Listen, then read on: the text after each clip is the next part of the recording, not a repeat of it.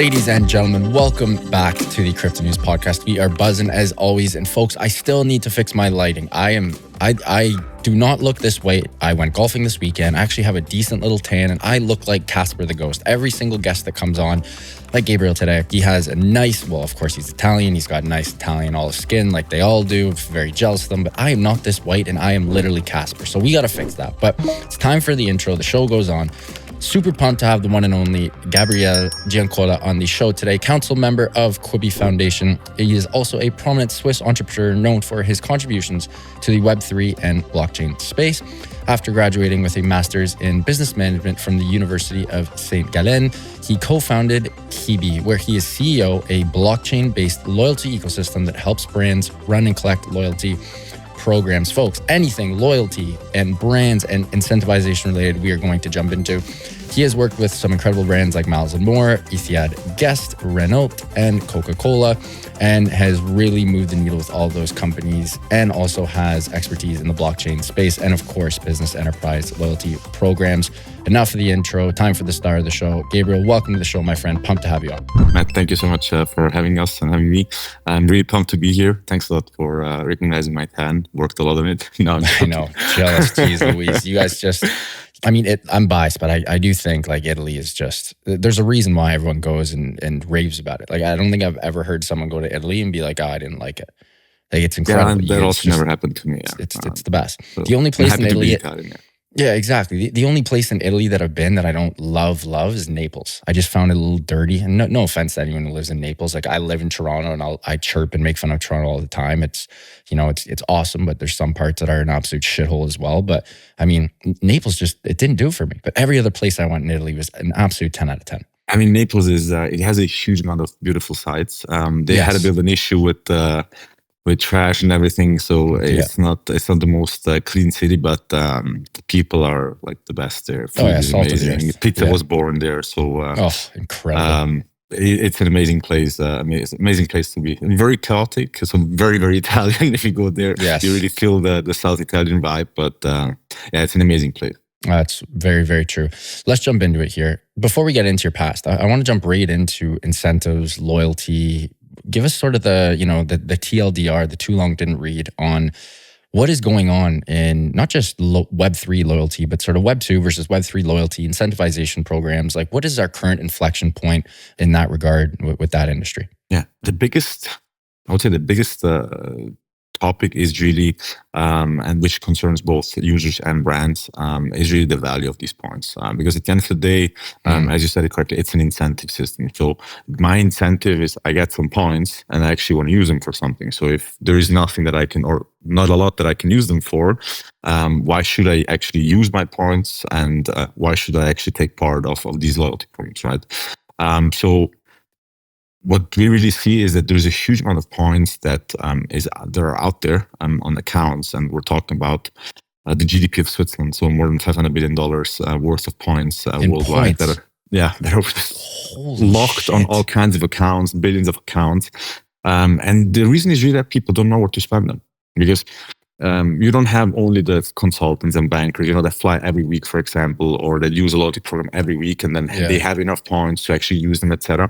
There are a lot of people that use a loyalty program 1-2 times and take flights. You don't fly maybe all the time, right? If you have a family and if you have let's say a normal job, so you earn by a bunch of miles, but you don't know what to do with them. You check out the next time. Hey, can I actually get a free flight? No, it doesn't work. Too many miles. What can I do with it? And so you don't really find a lot of options. And that's really what we believe is, if you create more liquidity for these loyalty points, you actually incentivize also people to use more of these programs. And where we see a lot of potential in creating liquidity is not just randomly packing your loyalty program full of all kinds of redemption options, but it's actually partnering up with other brands. So what we really focusing on is making relationship and partnerships between brands much, much easier. That's also how we use blockchain technology, so that you create more liquidity. So if I can exchange my points to another brand, or if I can spend directly my points on specific brands or earn from specific brands, I actually gain much more liquidity. So there, for me as a user, it is much easier to actually see value in these points or these miles, and also then be engaged in these kind of loyalty programs. Because at the end of the day, it's a very transactional in that sense model where I buy something, I do something for you as a brand, and I get some points that I can actually then use for something that I like. And the something that I like depends on a lot of different customers. If you have more than 100 million users, not everybody wants the same. So you need to be very creative as a brand to offer the right things to all of these users, so that actually everyone has a big benefit out of it, and they don't just change to the competition because they see a lower price, but they actually stick to you because they see a lot of value in your points. Well said there. Man, I even think of like the points that I use. I mean, the most common I assume would be American Express points. Like a lot of people have Amex. I mean, the Amex platform itself, like using points via Amex is absolute dog shit. Everyone in Canada takes those points and transfer them over to Aeroplan, which is the points program for our biggest airline, Air Canada. And Air Canada partners with, you worked with Etihad. I believe we partner with, Etihad? Etihad Guest, yeah. Etihad, yeah. Air Canada partners with them as well, right? So it's like you move your points to Aeroplan and then move them over. But do you have any examples before we jump into what you guys are doing in the Web3 stuff? What do you think is the best points program out there right now, and why? I have to say that you mentioned that Amex, I would say, is really the king of the hill. Yeah, exactly. Their loyalty program is core for actually like the whole business, because without the loyalty program, Amex, I'm not saying wouldn't exist, but no, you're right though. It would be very, very difficult. Yeah. So they focus a lot on delivering a huge amount of value to their customers, and the fun thing is not a lot of people know it. So I see it also with American Express Platinum as an example. Yeah. You can just get that one. You just pay a bunch of $100 per year, and then you get that one. And if you look at all the benefits that you get, it's so valuable. It's really insane. Like you easily get out the money. I think it's like $600-700 per year. You easily get out the money with all the vouchers that you get, with all the discounts that you get when you connect them with Sixt rental car. For example, you have directly platinum status. You get 15% off on every ride. So already there, if you use once, twice a year a rental car, you save a bunch of $100 there. Then in Switzerland, we get a $100 voucher per year for Swiss, for the airline, the national airline. If you go to a hotel, you get another $100 worth of food and beverage vouchers. So all of these small benefits, if you count them together, it's kind of free money. It's totally free money.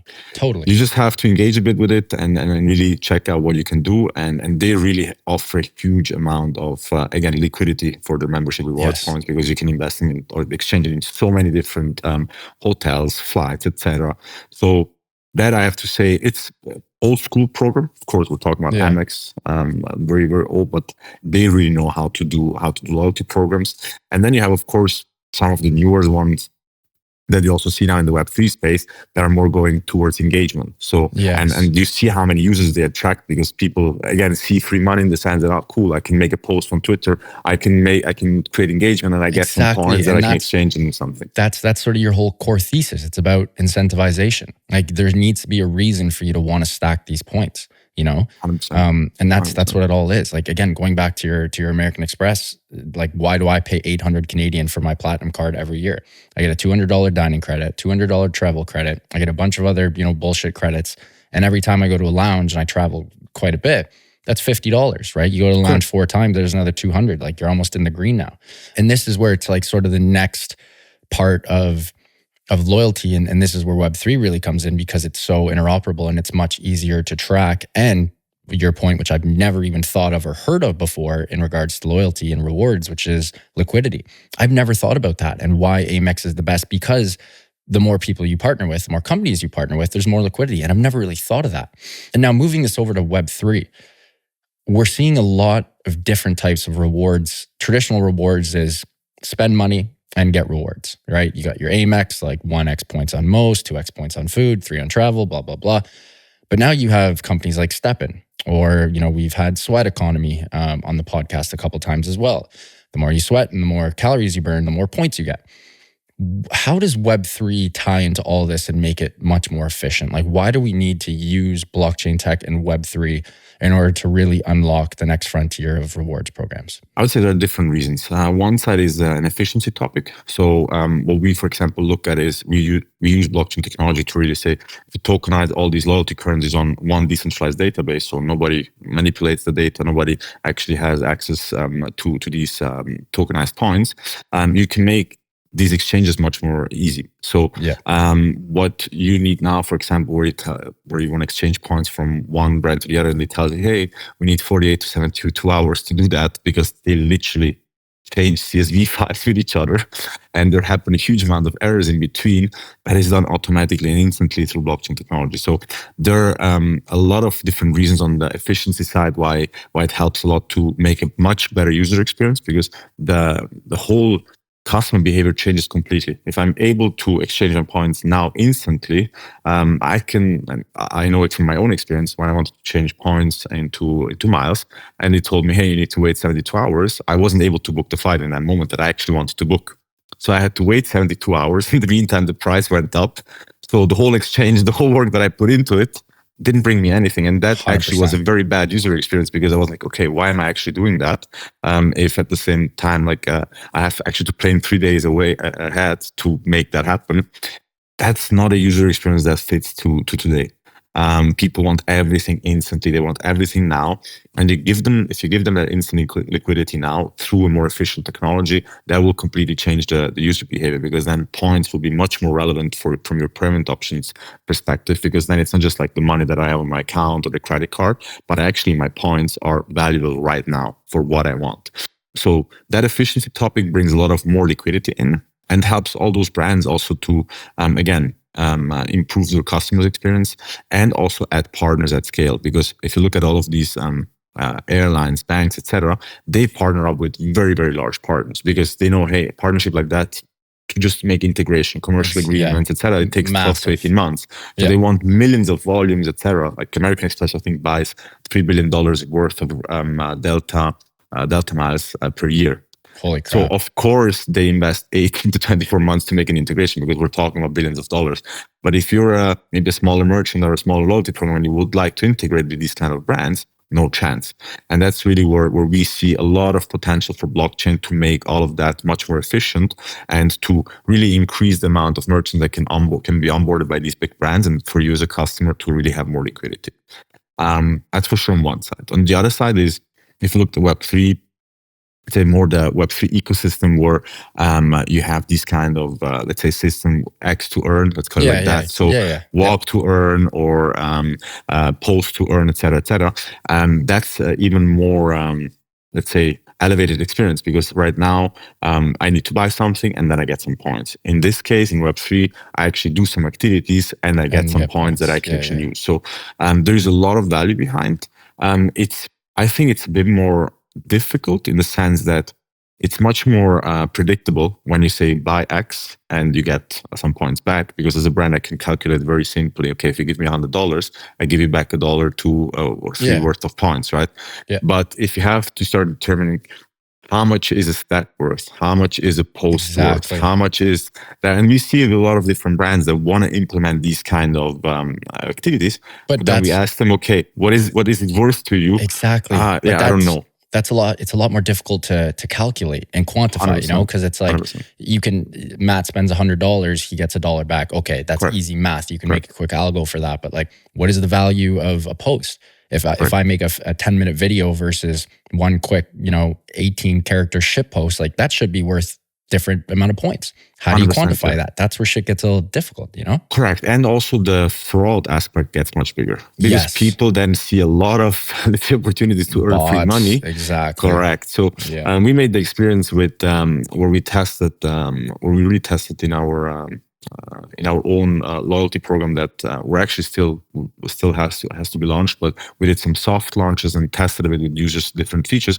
And one of them was, hey, create user generated content. And then we'll reward you for that. But we made it depending on how many views do you get, how many likes do you get, etc. And it's actually quite cool, because as a company, okay, if I want to do ads on, let's say, Twitter or Instagram, whatever it is, you know how much you have to pay because it tells you, hey, look, if you want to have 1,000 views, it costs you $3, $4, $5. So plus minus, if I want to have this amount of views, I can actually, instead of giving it to, maybe I shouldn't say that too loud, instead of giving it to social media platform, I actually give it to the user, right? And incentivize the user to make that content. You have much more predictability on that, but we saw directly that people get all kinds of ideas to just like produce fake views, produce fake likes, etc., etc. So I think there is still there's a huge amount of potential in that area, but there is still a lot of learning that needs to be done. And of course, learning comes with failure. I mean, you don't learn without failing. So 100%. That's really part of it, that you need to do a lot of different tests. You need to check out a lot of different ways how to be able to incentivize users for these kind of things. Because the incentive can't be too low, otherwise people don't do it, but it can't be too high, otherwise you get too much fraud. So you need to find that right balance where actually for you as a brand it makes sense. And you get the most value out of both. 100%. Gabriel, you were on a roll, but we got to take a quick break and give a huge shout out to our sponsor of the show. And when we get back, we are going to keep buzzing on points programs, everything related to that, and how Web3 really moves the needle for everything and anything loyalty related. Until then, huge shout out to Prime XBT, longtime friends and longtime sponsors of the Crypto News Pod. We love Prime XBT as they offer a robust trading system for both beginners and professional traders. It doesn't matter if you're a rookie or a vet, you can easily design and customize your layouts and widgets to best fit your trading style. Prime XBT is also running an exclusive promo for listeners of the Crypto News Pod. You can use the promo code CryptoNews50, that is CryptoNews50, all one word, to receive 50% of your deposit credited to your trading account. Again, that is CryptoNews50, all one word, to receive 50% of your deposit credited to your trading account. And now back to the show with Gabriel. One thing that I think of, that I don't know enough about the legal implications of this, but I've been fortunate enough to work with some really, fast growing companies, and we would have talks about creating a currency that acted as that loyalty point. Now you have the issue where it's like, okay, when you're creating a cryptocurrency, and regardless of what anyone says, when you're a company that doesn't, when you're not that big, like when you launch a coin, it's a shit coin. I'm sorry, but it is. There's really not that much utility, right? So let's say me and you start a phone company, and when you buy our phones, you get points. Now, if we had traditional points, which are also transferable, or, you can buy them and you can sell them, and then there's a stable coin that acts as sort of like the main point. So you have the main currency that fluctuates and is very volatile, like a regular shitcoin would. But at any time you can transfer those to get the stable coin, which acts as, Amex points or Etihad points or whatever the case may be. Do you think we're going to see a day soon where that happens, where we create a startup, as soon as it gets traction, instead of doing a traditional points program, which no one really gives a shit about because there's not that much liquidity, there's not that much utility, people go straight to stablecoin for points and actual token where you can transfer those? Do you think that would be of interest? Is that allowed to happen? Am I out to lunch there? It depends a bit what your goal is. So if you have a typical, let's say, a shitcoin, like you say, like a volatile cryptocurrency where and it gets used a lot. We see a lot of projects that let's say attach that utility of being a loyalty point or loyalty coin in that moment to your token. It makes for sure sense. You just have a completely different dynamic because it's not, as we said before, if I'm a company that I sell you a product for $100 and I calculate in my margin that I'm giving you $2 worth of points, those 100 points that I'm giving you are $2 worth. So for me, for my CFO, super easy to calculate, because at the end of the year, when I have to put the liabilities of those points in my balance sheet, it's very simple. I just calculate how many points are out there, Bingo. What is the value of those points, and I have the number in there, right? So very predictable from a financial perspective. To start having a cryptocurrency that is volatile, you have the advantage that you don't have to put it in your books as a liability because you're giving directly something to your users. But then the liquidity is literally liquidity on the market. Yes. Because if you don't have any liquidity on the market, then for users it's correct. So it's the same logic in theory, because you get to the same end point at the end of the day. You always want liquidity. On one side, liquidity is from I can exchange these coins into BTC, USDT, etc., and then I get some cash out of it. Or on the other side, you actually invested in products, Amazon gift card. which at the end of the day, you anyways will get there, because Right. it doesn't matter if you're Web3 user or Web2 users, you pay rent, you eat, you shower, so You got a brush life. your teeth, so you got a life. So you buy Exactly. groceries and all of that stuff, you go to hotels, etc. So at the end of the day, it's really more if you are, of course, a crypto fan and you say, hey, I want to amass as many possible cryptocurrencies that I can, so that I let's say increase the value of speculation, that I will get a millionaire out of these activities that I did. That can happen. I mean, there are a few projects where you saw people engaging in all these social farming campaigns where they created content, engaged with the content of these brands, etc. And then at the end, they had an airdrop where they were like, I got 30, 40, 50K dollars worth of coins. Yeah, that can make for a few people really a difference, right? Yeah. But if we're really honest, it's big part speculation. So it really depends. You as a brand, what do you want to promote? Do you want to promote more that part where you let people speculate on the airdrop at the end of the day that will come, on the listing that you will have? So everybody's dreaming about that part. Or do you really want to more, let's say, steer certain customer behaviors and also incentivize your users for, at the end of the day, for working together? Yeah, it's a no-brainer. It's a no-brainer. Yeah. Correct. Well said. Let's jump into Qiibee here. Give us the elevator pitch and the name. Very curious. What does, I feel like Qiibee must mean something. What does it mean? I mean, to be fully honest, it was a lot of mixing, a lot of playing around. So, and we always had the bee in our mind, because we said, if you look at the bit how customers are being treated sometimes from brands, it's a bit like humans treat bees. So when a bee flies around and you're eating, you're like, hey, go away, please let me alone. Right? And if you look at some brands, they're doing the same with their customers. So we said, hey, actually, bees are so important. Nobody really knows that bees, like without bees, we wouldn't have fruits, we wouldn't have veggies, so we wouldn't have humanity. And the same for brands. If there are no customers, there are no brands. There is no company, right? And we really saw a lot of connection points in that, and that's why the bee was always here, present from the beginning. And the key then came also from the energy, because we said, okay, you as a brand, you need energy. Customers like that really produce a lot for you. You have to produce for them, and that's how the whole Qiibee came by.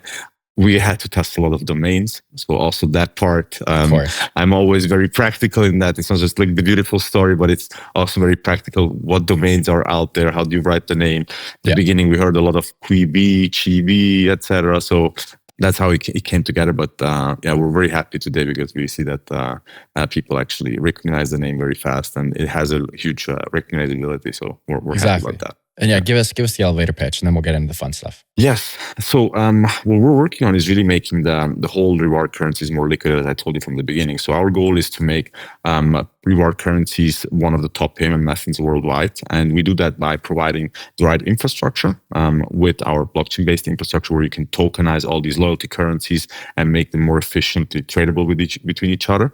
And on the other side, the rewards marketplace for brands, where they can very easily connect and actually make their points exchangeable. They can access other companies' loyalty currencies, etc. So we're giving really the full tech stack to make your points more liquid and to elevate reward currencies to one of the top payment methods. I love that. And could you, because again, when friends and family and non-Web3 folks in my network ask about things like this, and I give them these pitches, this is something I get asked about as well. It's all the traditional stuff, but I'll also get asked about, rewards programs, loyalty programs. How can this be more efficient? So I'm going to throw the ball over to your court. When a Web2 person asks you, Gabriel, why Web3? Why do I need to use this instead of a traditional Web2 loyalty program, hub, boutique, whatever you want to call it? What answer do you give them? I have to say, it depends. First off, we don't talk, like when we talk to brands, for example, we try to avoid blockchain because then we have to explain too much, right? Exactly. But at the end of the day, it's really efficiency. That's the main point why you want to use blockchain technology as an infrastructure for loyalty programs.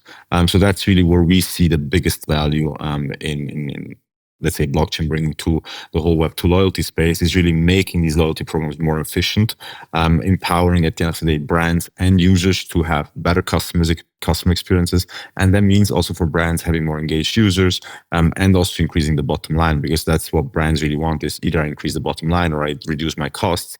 But you don't want to do that by, let's say, reducing the customer experience of your customer. You actually want to elevate that one. And by doing that, you want to generate more profit. Let's call it like that, because otherwise it's a bit of an unfair exchange. And there we really believe that blockchain can bring a huge amount of value by making all these partnerships between these companies very, very efficient and being able to scale them. Because that's really the biggest issue right now for these loyalty programs, is that they can't scale these partnerships. It takes them so much time to get a partnership done, to implement a partnership like that. And the management of these partnerships is just like a big pain. So Exactly. with blockchain, you have huge amounts, full automation of the process.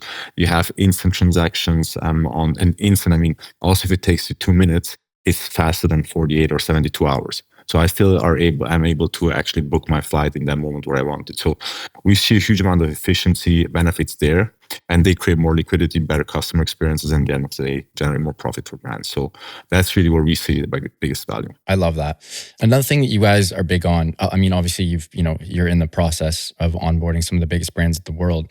How are their consumer priorities and demands sort of shifting towards the adoption of Web3 tech? Like, are they coming to you guys as well, being like, hey, our current reward program is sort of bollocks. It really, the needle doesn't get moved. We need something new. Like, are they keen? Are they, is their interest peaked? Are they horny for Web3 solutions? Or is it really just like, we don't care whether it's Web 1, 2, or 3, obviously bad example, but are they like actually passionate and care about the Web3 tech? Or are they just like, we just want a better rewards program? Yeah, both. Both? Yeah. As I said before, I mean, in theory, if you talk with brands, they don't really care about the tech. They care about the solution and the value. Exactly. So do I save money or do I make more money? That's like, it's very, very, as sad as it sounds, it's really that, right?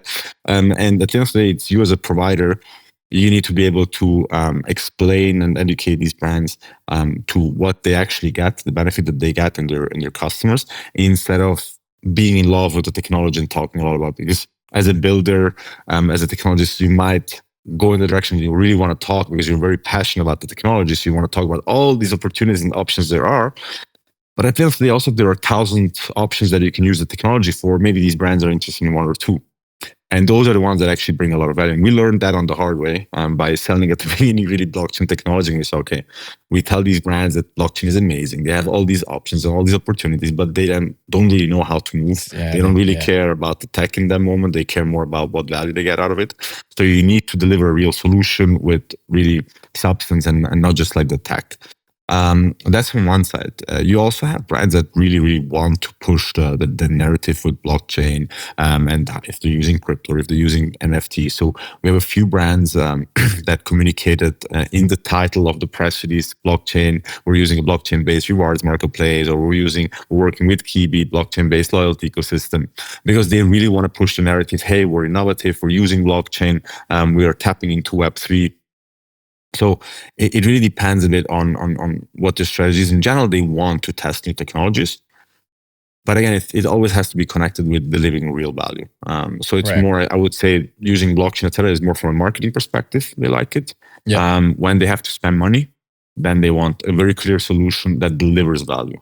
Because otherwise it's difficult for them to spend money just because it's a new technology. And you see the same with AI. It's the same logic, because if you talk with the brand about how cool your LLM is, really, or how much data you have, they don't really care. Like, they want to know, what do I do with your tool? How can I generate more value for my customers, for myself? So I think it's with every technology, it's a bit like that. You need to show what is the value, and not just what is the tech about. Yeah, well said. A couple more questions here, mate, as we are getting tight for time. The future of loyalty and rewards programs, what does that look like in your mind? You don't need to touch on Web3 tech. Feel free to if you'd like, but just sort of the future of it 5-10 years down the road. What's that going to look like? Or are we going to see any, weird shit like what's going on in China, like social credit scores, because that is sort of like a points program. You know what I mean? Like, what does the whole future of points and rewards programs look like in your mind? I mean, if we're talking, let's say on an enterprise perspective and brand perspective, companies, what we believe is in really that there will be more and more brands having their own loyalty program. So we really believe that it will be core of the strategy for every brand. Because if you think about, for example, the whole data conversation, so getting to first party data, etc., it's really difficult for a brand because you won't be able to buy from Apple, to buy from Facebook. So you need to have that direct relationship with your customers. You got to have those touch points. Give them, correct. You need to give them something so that they actually are open to deliver their buying habits, when are they online, etc. So because every customer is aware that they're dealing with data. So it's not that people today don't know that the data is being stored, but everyone's they don't really care. Yeah. Right. As long as it works. Like, do I give a shit about going on social media or no? If it's, do I really care about the ads that they're feeding me? No, but it's like, if it works, I'm going to use it. Like, does this thing take all of my data? Yes, but I love the iPhone. If you were like using Android or die, I'd probably die. Like, I'm joking, but you know what I mean? Like, this is a good example of 100%. Something I know rips all my data, 100%. But I'm still going to use it every single day, 100%. All day. 100%. So that's really where we believe is that brands will want to have more direct relationship with their customers, and then a loyalty program is literally the best tool that you can use for it, because that's how you build that relationship, at least in a digital way. And you need to give an incentive to customers. You can't just say, hey, register to my app because I want to know what you're doing, or I can give you let's say another channel where you can buy my products. Thanks a lot. I have your website, I have the store, I got Amazon app maybe. I get Amazon. So it's really about how do you build that direct relationship. So we believe that more and more brands will have those loyalty programs, but we also believe that then partnerships will get more and more important, because we see a lot of brands that are just not able to. It's one thing to give out points. It's the other thing to make these points valuable. Exactly. Because as soon as you start sourcing all these products and you start to look at your own product portfolio, you see, okay, it's quite limited. So my customers have more in their life than just my brand. So I need to deliver more value from that perspective. And when you start making partnerships that really fit also to your product. So I'm not saying, let's say you're a sports company, now you have to partner up with McDonald's or with a fast food company, but you can work with a travel company maybe, or you can work with a yoga company. I'm just making examples where you have partnerships where the ecosystem fit very well to each other. So you also make, let's say, you get access to new communities, and you really elevate the experience for your users because they have more liquidity on their points. They have really products that they're interested in. And through that, you will have more and more of these network buildings between these brands. So that's really where we believe that it goes through. And with that, rewards will become one of the largest payment currencies, because there is, again, the GDP of Switzerland is right now out there. It's so true. So like, we're talking about a huge amount of money, and that will just grow. Like, it's growing, I think, at around 26%. That's what Boston Consulting said in one of their studies. So we're really talking about a huge amount of money that is coming into this industry, and that's purchasing power that needs to be deployed to really generate more economic freedom. It's a really good point. When I think of present day brands do a really good job, we'll sort of put it in subsectors, but travel obviously is still probably number one. And, they have their reasons for that, but travel is one. I think food does a really good job. Starbucks, Tim Hortons, I like to make my coffee at home because I fast and I use an AeroPress. It's just less acidity, less bitterness. It's easier on the tummy when you're fasting. Mm-hmm. But if I go out, I'm usually going to Starbucks or I'm going to Tim Hortons in Toronto. I can't remember the last time I walked up to the counter. I order it when I'm 5 minutes away, 10 minutes away. I walk up, pick it up. I collect my stars at Starbucks. I collect my points at Tim Hortons, which is like our version of Dunkin' Donuts. Mm-hmm. But like when it comes to like a lot of products that's not food and not travel, there aren't that many good programs. Like, it's really just like food and travel. And gambling is another incredible one. They throw money at you, obviously, because their margins are so bloody high. But like, why aren't all the other industries making friggin' programs? I don't really get it. It's not that easy. It's not that straightforward. I mean, if you take travel industry, we're talking about almost now 25, 30 years that they're working on their loyalty programs. Yeah, that's true. So like, they really have experience. Amex, the same thing. Like, we're talking about like really old school players that know the loyalty space very well. Yeah. The disadvantage is that they still sometimes use the technology that they built back then. Yeah. That's also why they're so inefficient. But they really know how let's say how loyalty works. They have a huge amount of data on what their customers actually want. That's and so true. That they also can much better customize on what they deliver to them. But as I said before, building a loyalty program might sound easy. You just give out a bunch of points. But if you then really think about it, what kind of customer behavior is important for you and for the customer? What kind of customer experience do you want to create? So where do you integrate your loyalty program? Also today with all these omni-channel strategies where you have a store, you have a website, you have an app, etc., you need to capture the customer in the right moment so that they actually see also value in that moment. Because if you just tell your customer at the beginning of the funnel, hey, we have a loyalty program, but then when the customer pays, you don't tell him anything, or during the purchase process, you don't actually tell him anything, the value of your program, you need a good drip comes there. down. You got it. You need a great drip along the whole product life cycle. No, it's a good point. Correct. So that's why we think that there's a huge amount of potential for loyalty programs. And again, the more these brands start going into more digital processes, and sometimes it's difficult to think about that. Not everybody is fully digital, but it is really like that. If you talk with a lot of brands, you start hearing, okay, there's actually still a lot of potential in digitalizing different processes and just bringing them on another level. I love it. Last thing here, Qiibee. Any news, updates, product, service releases over the next, again, your episode's going to air in 2 days here on the 22nd of August. But anything popping off over the next couple of days, weeks, month that you can let our listeners know about before we let you go? We have a few things in the pipeline, but all with NDAs. So difficult to, but we have a few cool, actually one of large insurance group from the US that is using one of our white label solutions and having the whole marketplace integrated that we offer with a few thousand reward options, connections with airlines, etc. They should launch in September. I say should because they told us already 3 times they want to launch.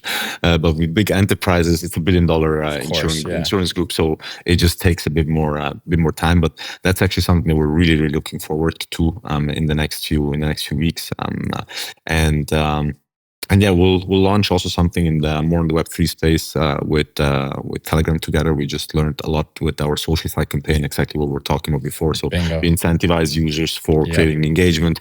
We've built in I think in 2.5 months, around 500,000 users there. So we just saw like a crazy growth and saw, okay, there is a huge amount of value behind. And also there, we're trying to do everything really state of the art. And then with that extra edge that I think we bring from a loyalty perspective with us. So for example, all these Socialify users are able to either wait for the airdrop of our token, or they're able now to exchange these Socialify points in real loyalty points, and they get access to thousands of different rewards. So it's really cool to see how people behave, what kind of choices they take. And you really start learning more and more about these users and what their interests are, and through that you can deliver so much better customer experience to all these customers that they really enjoy. I love it. Mate, what an episode. Really appreciate you coming on. Before you go, can you please let our listeners know where they can find you personally and of course Qiibee online and on socials? Yes, you can find me on X. So I have profile there. Actually, it grew quite a bit now in the last few months. So follow me on X. I'm trying to reshare everything, of course, from the Qiibee Foundation, which is also on X, and Qiibee, which is more the B2B side for all the brands. But there you get all the news about us and about me a bit less because I'm not that focused on myself. I'm more focused on Qiibee. So but yeah, that's where you can find me. And thanks a lot, Matt, for having me here. It was an amazing session. Had a blast with you, man. Can't wait for round 2. Wishing you and the team all the best, and we will see you on the next one. Amazing. Thank you so much. Talk to you soon. Folks, what an episode with Gabriele Giancola, CEO of Qiibee. What an episode. Everything loyalty programs related, Web3 and loyalty, liquidities, role and points programs, the future of rewards programs, you name it, we touched it. Huge shout out to Gabriele and the team for making this happen. If you guys enjoyed this one, I hope you did. Please do subscribe. It would mean the world to my team and I. Speaking of the team, love you guys so much. Thank you for everything. Eustace, you are the man as always. And back to the listeners, keep on growing those bags and keep on staying healthy, wealthy, and happy. Love you guys. Go touch some grass. Enjoy the last couple weeks of summer, and we'll see you on the next one. Ciao.